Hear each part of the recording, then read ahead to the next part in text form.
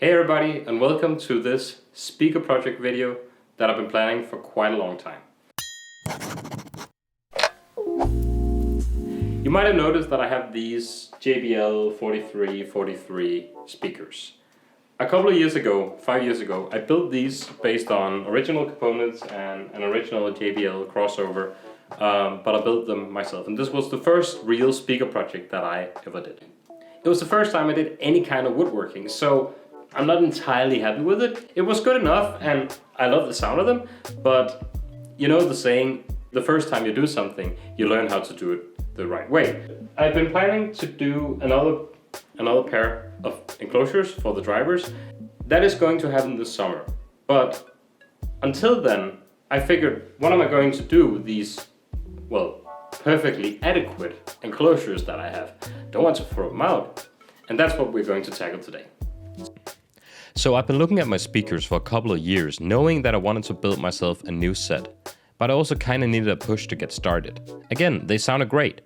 But having had almost exclusively JBL speakers for the last 10 years, I also wanted to use this as an opportunity to try something completely different. And building even bigger JBL monitors seems like a waste of time, to be honest. I've heard and known of coaxial drivers like the Tannoy Monitor Gold 15, and I always thought that it could be fun to try something along those lines. And that was when I stumbled upon a pair of Altec coaxial drivers. And after a little bit of researching, I decided to jump on those and build this as an interim project. What you see me doing here is disassembly of the cabinet, a preparation for a new baffle that would house the Altec driver. Removing the old baffle this way might seem a bit hazardous, but please remember, these are clones and they are not perfect. The 4343 cabinets are a little too small in terms of internal volume compared to Altec's recommended size. But by moving the baffle out around 1 inch, I come close enough to be able to copy the 620 cabinet, even though dimensions are a tiny bit off. So here it is, an Altec Lansing 604, or rather a Great Plains Audio Model 604 8H Revision 2. It's a coaxial speaker, meaning that it contains two drivers within the same driver body. At the back here we have the magnet for the mid-range tweeter diaphragm, and down here we have the magnet for the 15-inch woofer. The entire idea behind a coaxial driver is that you have one source of all the sound by still having the benefit of having two distinct drivers serving two different purposes. This means that you don't have the issues posed by two separate drivers where they will interfere with each other. This is solved by having a single source system like this. If you flip the unit around, you can see in the middle here we have a horn serving the same purpose as any other compression horn driver. And on the outside we have a normal 15-inch cone, like you would know it from any other woofer.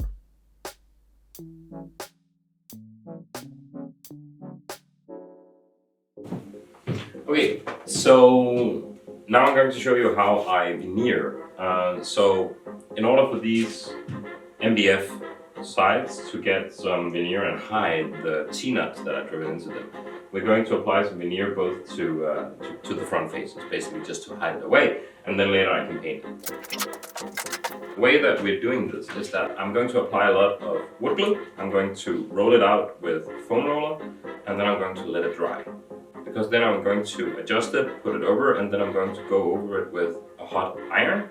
And that way I can very easily control that there'll be no air bubbles and that everything will look right. It's simply the easiest way. And then lastly, we can just go around with a router and trimming up the edges, and we've veneered a piece of wood.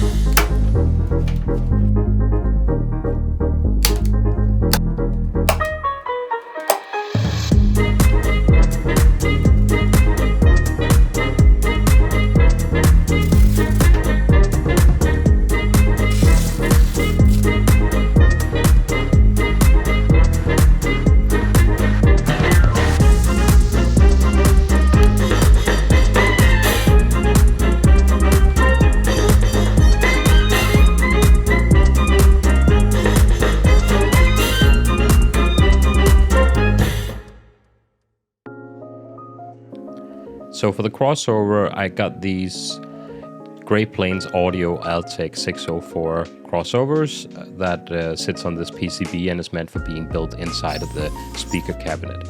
However, I want my crossover to sit outside because I might like to experiment with this at some point. So I'm adding this little pedestal for the crossover with these push terminals, these JBL style push terminals that I can then use to wire from my amplifier very easily.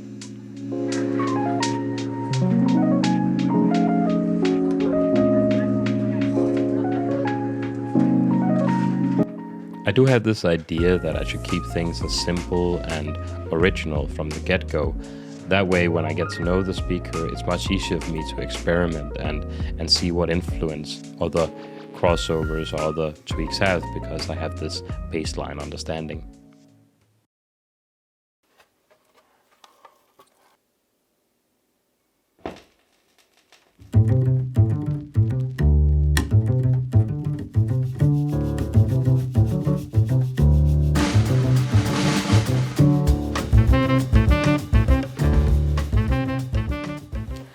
So the speakers are done, and I've successfully converted my JBL 4343 cabinets into a platform in which I can play. Right now with the Altec 604 drivers. About the JBL speakers, I'm building new enclosures this summer, so I'm not throwing it out, I'm keeping those as well. But right now I just wanted something completely different, and to facilitate this as a hobby where experimentation and experiences is important. I hope you liked this video. If you did, please like and subscribe, comment down below, and until next time, take care.